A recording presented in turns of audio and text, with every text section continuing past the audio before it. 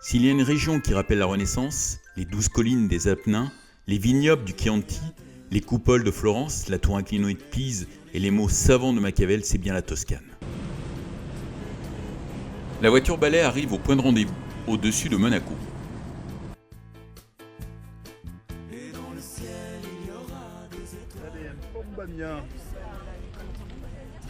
Avant les bouchons de ce week-end, haute restauration du terroir.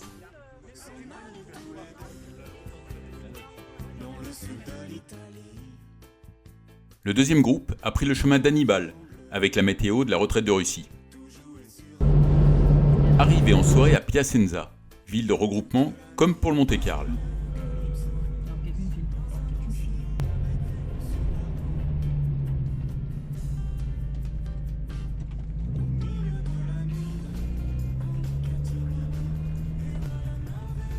Ce soir, nous logeons au Palazzo Turo, monastère transformé en ferme puis en hôtel.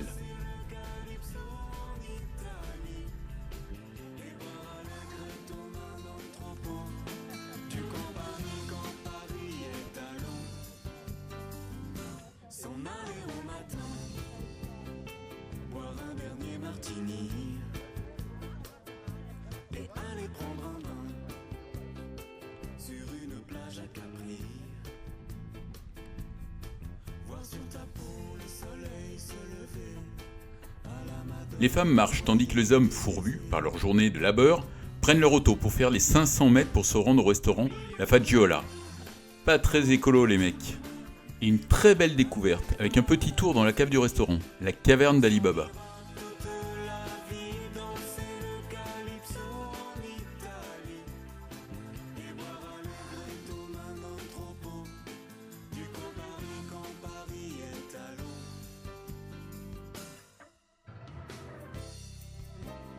Après avoir reçu le kit de survie, briefing du président. Donc on va partir et Bernard va vous expliquer un peu le début du parcours.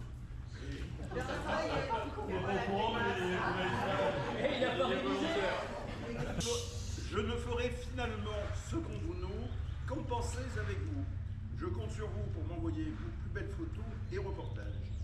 La préparation de ce long ragoût depuis Noël m'a été très utile pour pouvoir me projeter après l'épreuve de la maladie. Même si les planètes ne sont pas alignées comme je l'aurais voulu, on sait tous que le moral est important pour ces moments-là, et l'Assemblée Générale a été une étape importante dans ce chemin. Prenez le plus grand soin de Mario. Je l'ai quand même embarqué dans un projet ambitieux et je l'abandonne à quelques jours du départ. C'est mon ami le plus fidèle depuis près de 25 ans et ça aussi, ça compte pour le moral. Passez un très bon grand ragoût et à très bientôt. Et comme disait notre ami Gégé, la bise. Voilà. Mais c'est Emmanuel qui l'a tapé parce que Mario il est moins à l'aise. Si vous voulez au départ. Il passait une femme. Bien sûr. Ça sent loin.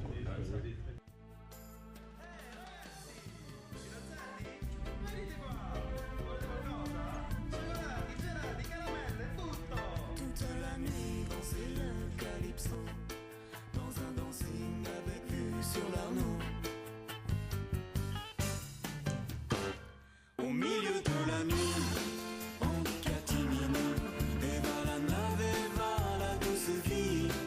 On s'en ira toute la vie, danser le calypso en Italie. Et boire à l'air ton mano, et pour Paris quand Paris est à l'eau.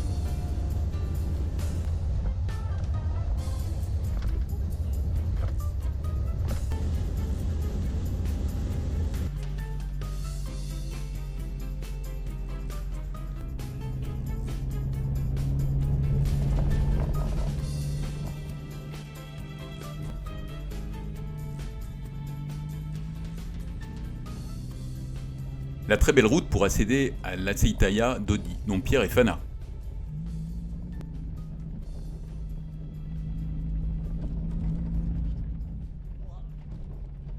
Pour raconter l'histoire de l'entreprise, il faut remonter jusqu'en 1891, année de naissance de Carmelina. C'est grâce à son arrivée que la première batterie de vinaigre balsamique a été lancée pour elle. Selon la tradition, en effet, dans la culture des familles agricoles aisées, à la naissance de la fille, le père démarrait la batterie de barils afin que le vinaigre balsamique grandisse avec la jeune et soit prêt à apporter en dot à l'occasion de son mariage. Il en fut ainsi en 1915 avec le mariage de Carmelina. Et ça, nous, sur la région de Reggio Emilia, sur la ville de Reggio Emilia, on a le droit de produire que les vinaigres traditionnels de Reggio Emilia. À Modena, on a le droit de produire les vinaigres traditionnels de Modène. Nous, la maison d'Audi, c'est il y en a 3 compagnies, 3 maisons, qui ils ont la possibilité de produire tous les 4 produits de la catégorie des balsamiques. L'acétaïa est le lieu où le miracle se produit, le lieu où le processus aérobie de l'acétification transforme le mou cuit en vinaigre balsamique. Les barils et les barils de bois précieux, savamment sélectionnés, représentent le cœur de l'entreprise, où le vinaigre balsamique naît, mûrit, vieillit et s'affine. La sélection de bois précieux et les conditions climatiques particulières des collines de Reggio Emilia et de Modène sont les ingrédients dans lesquels, grâce aux étés chauds et secs et aux hivers rigoureux, Dodi a créé les conditions optimales, essentielles pour les étapes d'affinage du produit. Les bouteilles de réserve de famille ont été transmises et conservées dans les temps, depuis lors jusqu'à aujourd'hui, pour symboliser comment l'histoire et la tradition sont des valeurs très importantes pour l'entreprise et sa propriété.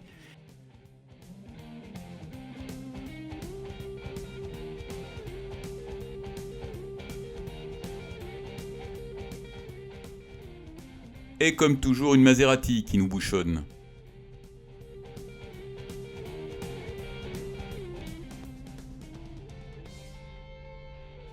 L'histoire commence par la création d'une vignette autocollante que s'arrachent les enfants du monde entier.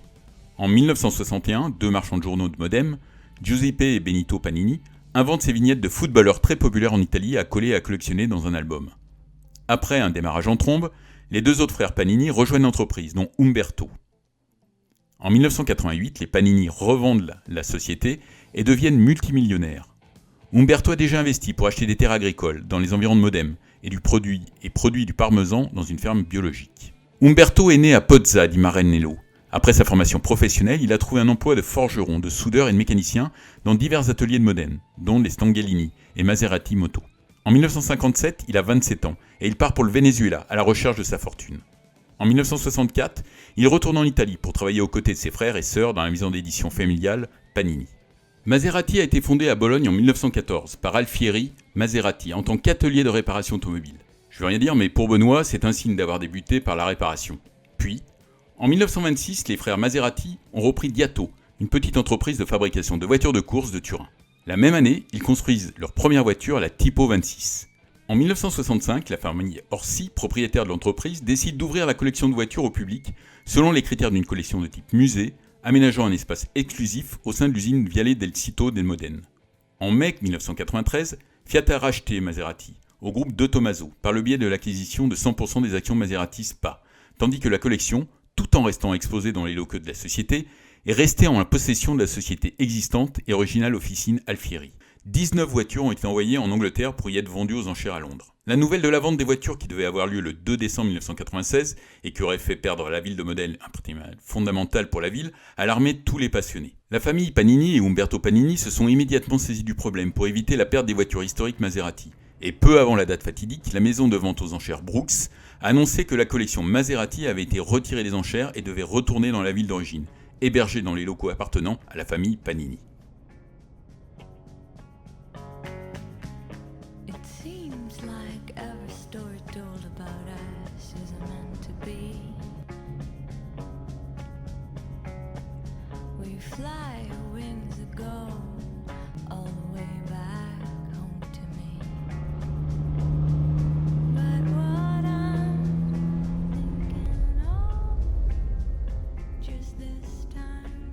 L'histoire commence dans les années 30, avec Fernandino Nando Bellini, qui a fondé ce garage à l'époque héroïque. L'atelier Bellini de San Casciano est toujours situé sur la Via Cassia, le long du parcours des Mille Miglia. C'était le point officiel d'assistance et de ravitaillement d'Alfa Romeo, et plus tard de la Scuderia Ferrari. Il y a 80 ans, les pilotes les plus célèbres de l'époque se sont arrêtés ici. Nuvolari, Bozzarcini, Villorezzi, Ascari Varzi, pour n'en citer que quelques-uns.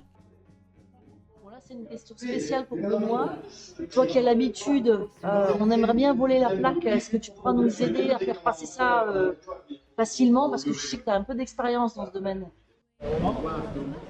Bernard fait semblant de comprendre l'italien, mais ça ne marche pas. C'est qui parle italien là.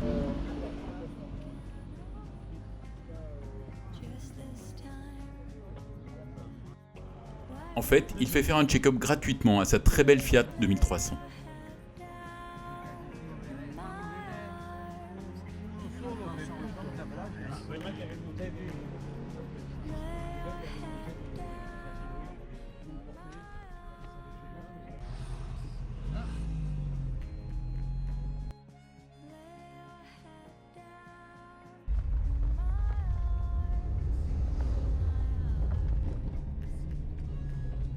La Toscane est une des 20 régions d'Italie.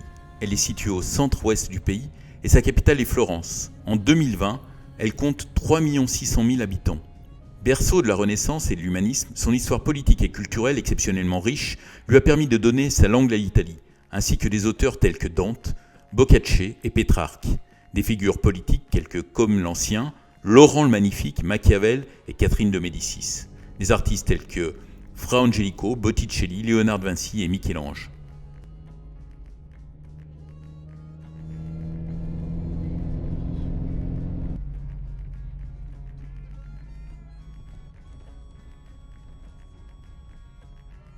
La chartreuse de Saint-Pierre à Pontignano a été fondée en 1343 par Bindo di Falcone Petroni.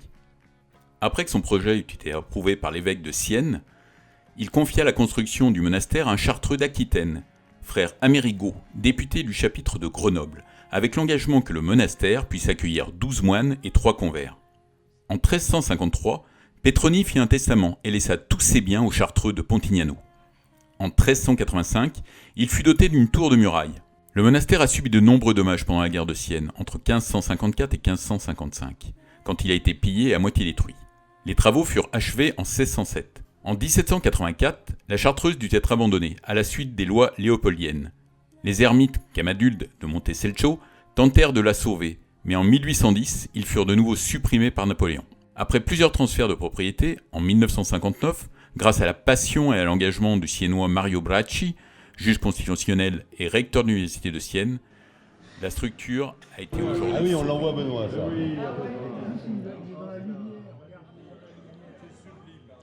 Soirée gastronomique à la chartreuse.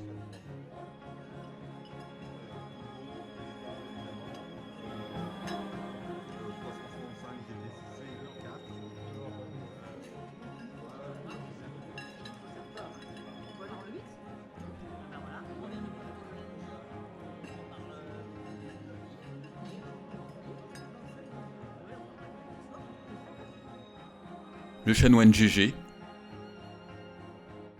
ses disciples et le loup-garou.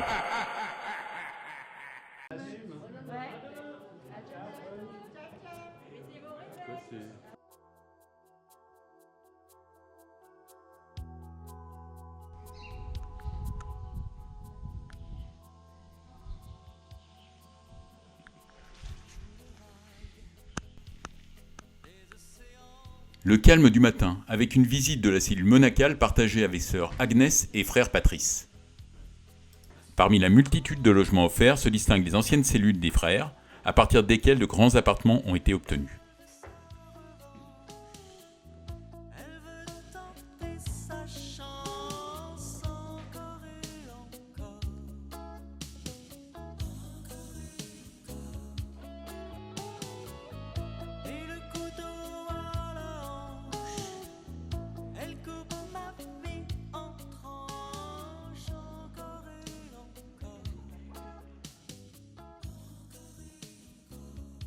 Bonjour à tous.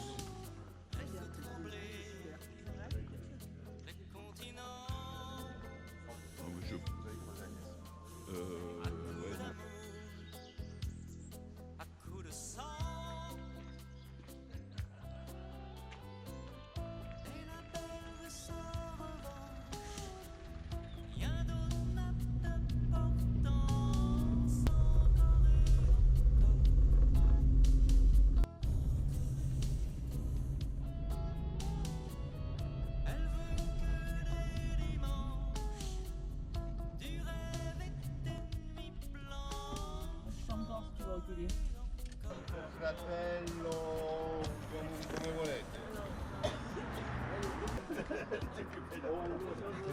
mais là il refait la...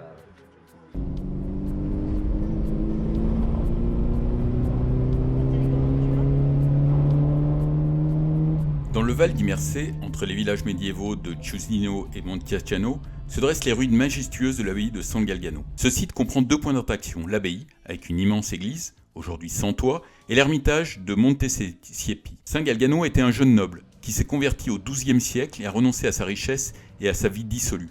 Il a fait construire une chapelle sur le mont Siepi en 1181, où il a choisi de mourir en ermite. Proclamé quelques années plus tard, les moines de l'ordre ont ensuite construit un oratoire et un bâtiment en son honneur. C'est ainsi qu'est né le monastère de San Galgano.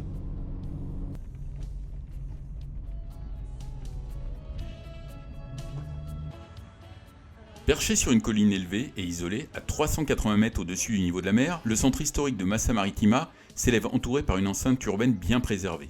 L'histoire de la ville est profondément liée aux mines d'argent, de cuivre, de pyrite, des collines métallifères exploitées depuis le premier âge des métaux, et ensuite surtout à l'époque étrusque et médiévale. Le transfert du siège épiscopal de l'évêque, qui se trouvait auparavant à Populonia, a été décisif pour son développement. Autour de ce siège, le château de Montereggio a permis à la ville de se développer au fur et à mesure. La période d'apogée économique, politique, démographique et culturelle de la ville se déroule entre le XIIIe et le XIVe siècle. Grâce à la richesse des bassins miniers, elle est devenue une commune libre en 1225.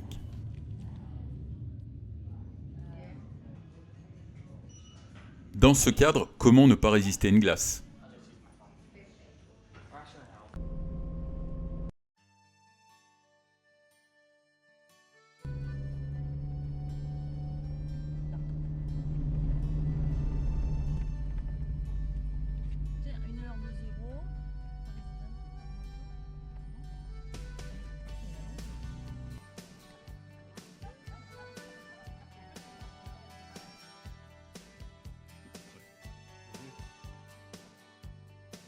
Ultima Spaggia est la dernière plage avant de passer dans la région de l'Ombrie. C'est également le nom de cet excellent restaurant à la cuisine italienne roborative.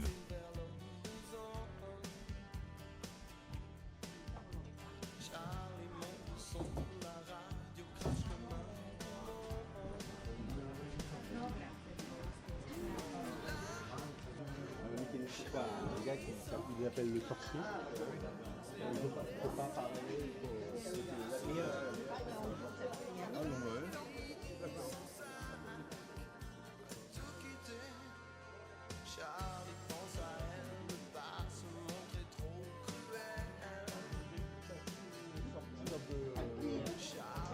Ouais, j'arrive. Poséidon, alias Claude, prend son bain tandis que Delphinos, alias Stéphane, le rejoint sur la plage abandonnée, sous les yeux des amphitrite du club. Non les filles, restez là, ne regardez pas.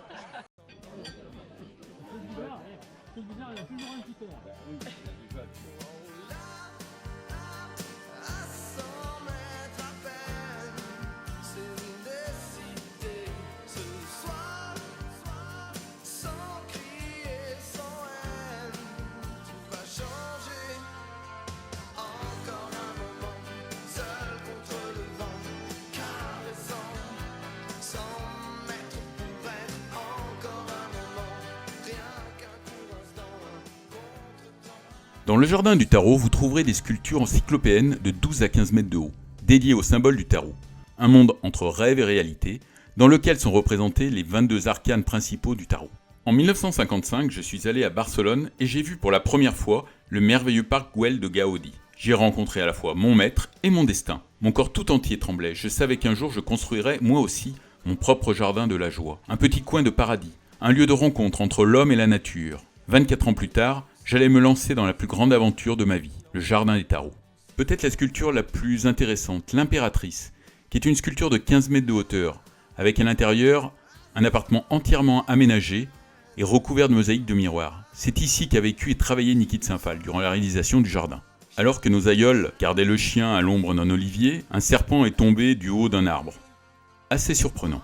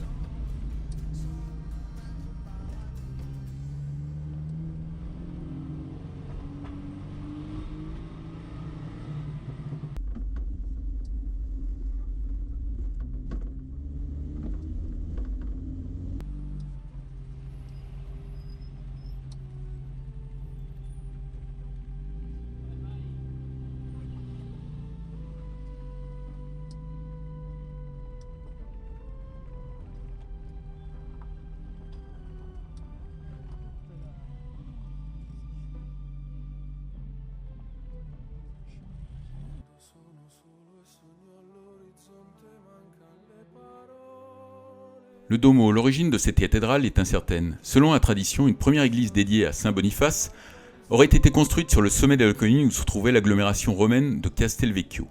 Ce bâtiment-là, Santa Maria della Scala, vous voyez d'ailleurs la petite échelle qui est là gravée dans la maçonnerie ici, c'était l'hôpital de Sienne. Ça a été d'abord... En 1058, le synode qui élit Nicolas II se tient à cet endroit. Durant le XIIIe siècle, la Bicherna, l'office financier de la commune de Sienne, consigne plusieurs actes financiers qui témoignent de l'avancement de la construction. Plusieurs artistes sont sollicités pour divers ouvrages, dont Nicolas Pisano pour la chaire. La coupole est terminée en 1264 et la lanterne construite en 1664. La ville de Sienne a toujours été fière et puissante, au point de rivaliser avec Florence. Malgré les luttes de factions entre Guelfes, partisans du pape, et Gibelins, partisans de l'empereur, les conflits avec ses voisins, la municipalité de Sienne a développé un soin constant pour embellir la ville. En forme incurvée, incliné vers le Palazzo Publico, son sol est recouvert d'un pavage de briques assemblé en chevrons et divisé en 9 secteurs invoquant le conseil des 9 qui siègent au palais. Le Palio, de Sienne, course effrénée et brutale qui s'était longtemps courue hors des murs, est depuis 1590 installé par la commune sur le Campo. Le Palazzo Publico est un édifice emblématique de la ville de Sienne. C'est un monument civil dont la construction fut entamée à la fin du XIIIe siècle et achevée vers le milieu du XIXe siècle. On y retrouve les éléments architecturaux qui caractérisent le gothique siennois.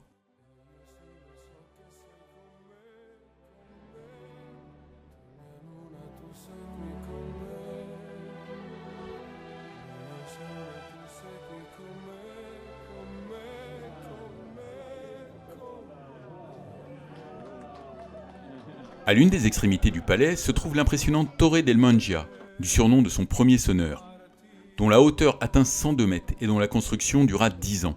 Une chapelle en forme de loggia, la Cappella di Piazza, fut érigée au pied de la tour entre 1352 et 1376. L'Académie de musique Chigiana est une institution musicale historique fondée à Sienne en 1932 par le comte Guido Gigli. C'est un endroit magnifique, peu connu, où Mario a traîné ses guêtres. Les contrades de la ville de Sienne constituent des regroupements culturels de quartiers médiévaux de la ville. Elles sont aujourd'hui au nombre de 17 et se situent le long des rues sinueuses de la vieille ville. Les identités socio-culturelles des habitants de la ville, qui font partie de ces contrades, sont très fortes. S'y attachent un blason héraldique propre à la contrada, des chansons, des hymnes, des codes de couleurs qui les distinguent les unes des autres. La contrada della Cicciola est l'une des 17 contrades de Sienne, située dans le Terzo di Citta. Son blason est un escargot marchant sur un fond blanc avec des roses de Chypre blanches et rouges, alternées par les lettres romaines U, Umberto, et M, Margherita. Le motto de la contrada est « Avec un pas lent et sérieux dans le chant, l'escargot descend pour triompher ». Aussi surprenant que ce soit, l'escargot est un animal symbole de lenteur et de patience, ça nous le savions. Cependant, l'escargot est aussi un animal très fort et résistant, ça, sous les roues d'une voiture, moins. À savoir que les Français, qui mangent des escargots, sont les principaux ennemis de cette contrada.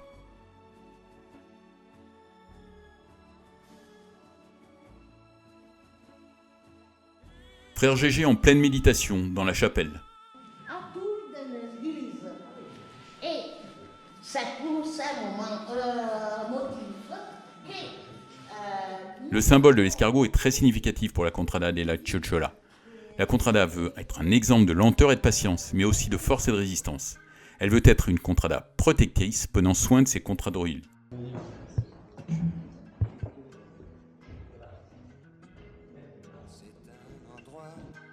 Ressemble à la Louisiane, à l'Italie. Il y a du linge étendu sur la terrasse. Les musées aussi conservent aussi des paléoïdes de graines douces. Les explications d'Alexandra en serbo-croate ont permis de sentir vibrer l'âme de la contrada. Les visages de la Vierge. Et on peut voir la pauvre dans les visages, parce que c'est une terre... Même si certains félons du club ont préféré partir en catimini vers la fraîcheur du patio. Les grognards du club, les Highlanders de la visite ont tenu la distance. Maintenant que vous avez vu le musée, vous savez tout sur la côte, là. Qui sont également, j'espère que vous l'avez bien compris, des passionnés de véhicule historique, Alfa Romeo en particulier, mais quand même un merci spécial à Bernard, je ne le vois pas, parce que je vois mes lunettes, d'être venu avec la Fiat Militare.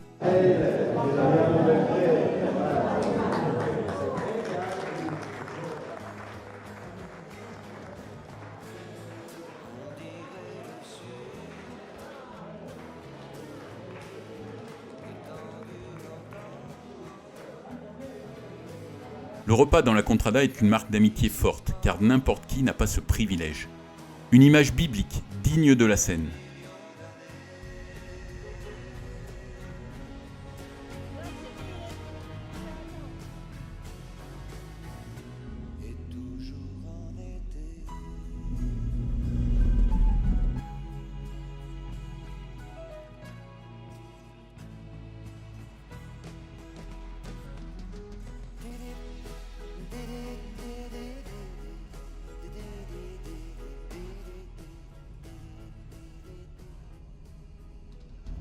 Quand certains vont au terme de Rapolano, d'autres visitent le château de Broglio. Le château de Broglio, dans la région du Chianti en Toscane, est l'un des châteaux les plus pittoresques de la région. Et c'est aussi là que se trouvent les vignobles où la famille des Ricasoli ont produit leur fameux vin depuis le Moyen-Âge.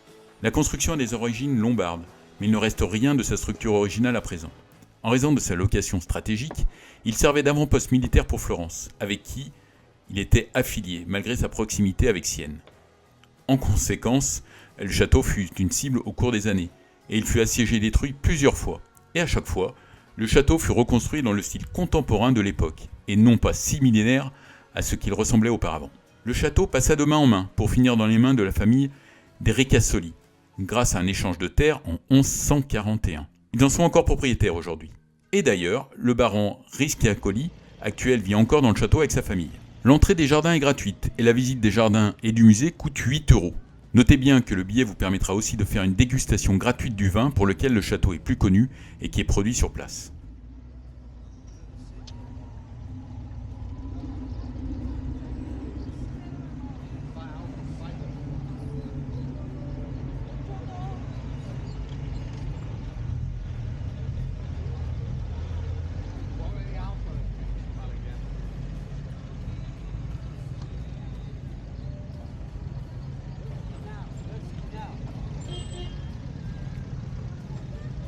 Président.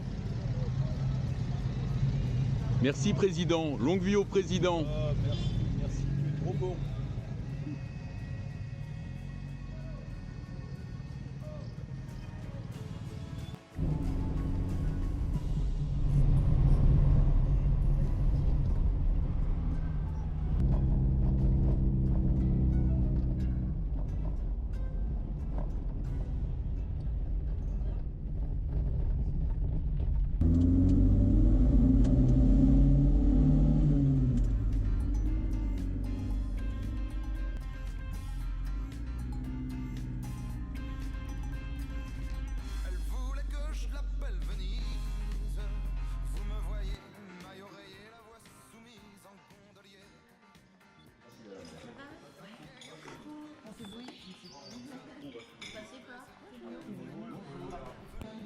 Bon retour. Ouais. Bon retour à tous. Au revoir.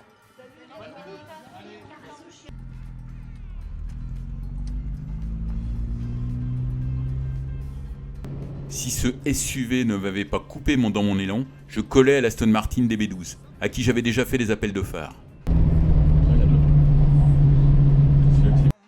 Le pont Morandi, que je devais prendre en 2018, 4 heures après qu'il ne s'effondre.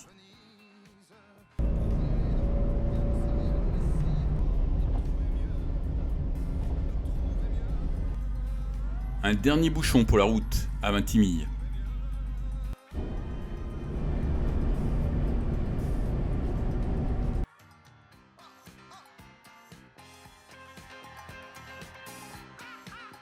Le florilège des pannes du Raduno, avec une mention spéciale pour Bernard avec sa Fiat 2300. A noter qu'aucun Berton n'est tombé en panne.